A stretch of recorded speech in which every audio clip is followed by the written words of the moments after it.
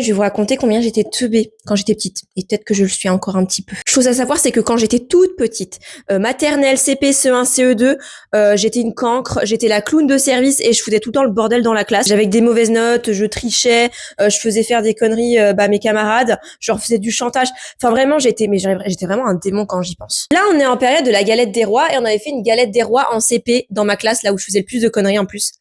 Et en fait, j'étais la plus jeune parce que vraiment, j'étais toujours la plus petite de la classe parce que je suis fin d'année. Donc, tradition, au moment de la galette des rois, le ou la plus jeune va sous la table et désigne une personne à qui elle veut distribuer telle ou telle part. Et vu que j'étais la plus jeune, c'était moi. Donc, je vais sous la table. Et la maîtresse m'explique comment ça doit se dérouler.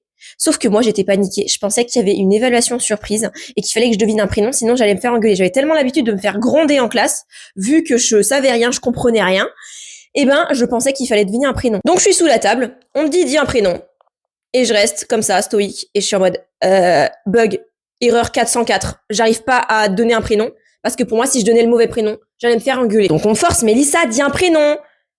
Et en fait, j'osais pas dire, genre ça a duré 10 minutes. J'étais 10 minutes sous la table sans dire de prénom. Elle me dit, mais si t'y arrives pas, tu sors de sous la table et je désigne quelqu'un d'autre, quoi. Et là, quelqu'un a dû me souffler un prénom au pif, je sais pas, je dis Cassidy. Cassidy. Ah, bah enfin. Et là, petit à petit, j'ai commencé à comprendre qu'il fallait que je dise les prénoms que je voulais et que c'était pas une évaluation. Tout ça pour qu'à la fin, c'est moi qui ai la fève. Si c'est pas incroyable. Mais j'en ai fait des conneries à l'école. J'ai fait des choses, je pourrais même pas le raconter à quelqu'un. J'ai trop honte de certaines conneries que j'ai faites.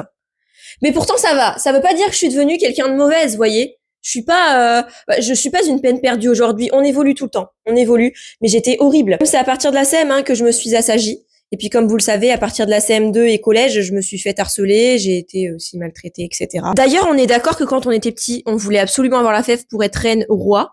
Mais aujourd'hui, on veut pas pour repayer une galette.